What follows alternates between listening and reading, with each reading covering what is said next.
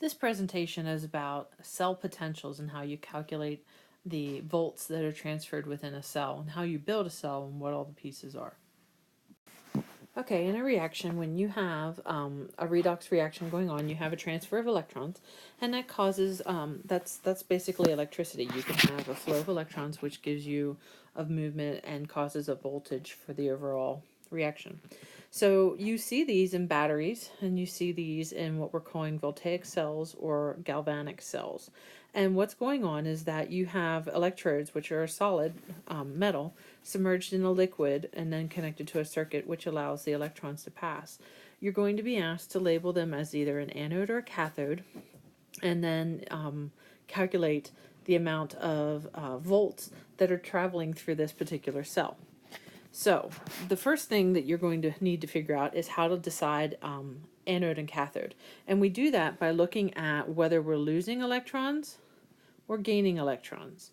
So, and in fact, I'm going to label that as a different color. We'll go gaining as blue.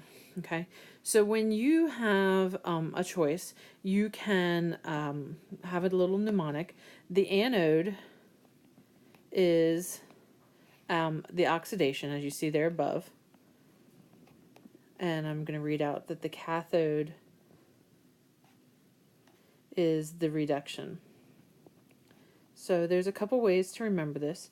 You can remember that you're using vowels and that the anode and the oxidation are losing electrons, and that is, they both have vowels. You can also remember it as an-ox, so an-ox.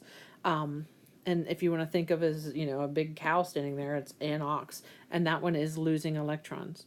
Now, on the other hand, you can see the other two that have no vowels. You have a C and an R, and that's the cathode is the reduction, and it's gaining electrons. Or you can think of it as a cat, so a red cat, and you can have a picture of a red cat in your mind. So why do you need to know this? You need to know this because when you're looking at a cell, part of the questions they're going to ask you to do is to identify which one is the anode and which one is the cathode. And you do that by looking at the balanced equation and deciding, are we losing electrons? Well, then that's the oxidation. And are we gaining electrons? Then that's the reduction.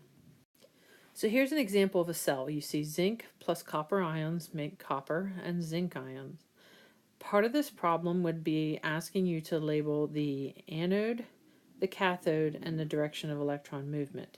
Now, the direction of electron movement is as simple as A, B, C, because the electrons move from A to C, which is the anode, to the cathode. So if you remember your ABCs, you'll be able to decide which way the electrons move. So in this picture, you can see the electrons are drawn in for us. We can see that we're going from left to right. So because we know that the electrons move from anode to cathode, we can then come back and deduce that this is the anode and this is the cathode. And because we know that the anode is oxidation, we know the oxidation is losing, so the electrons are going to be on the product side.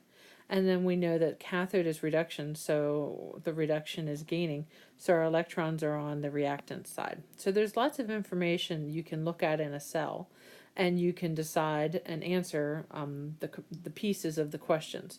What this cell is showing us is a couple of things, a couple more bits here. This KCl that's between it is called a salt bridge. And that allows for the transfer of the electrons. So we have electrons that are going from the zinc electrode up through this circuit and down into the copper electrode.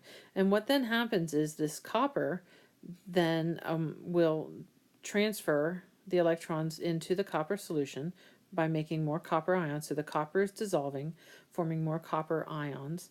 And then our electrons continue moving up the salt bridge, and then they come back out the other side, taking these zinc ions, and we're adding the electrons into it, forming solid zinc. So we would be gaining more zinc on our electrode, and we'd be losing copper on our copper electrode. And that's what a circuit or a battery is based off of. So you can gain a charge and then use that charge, that energy, or you can see the direction of travel within it.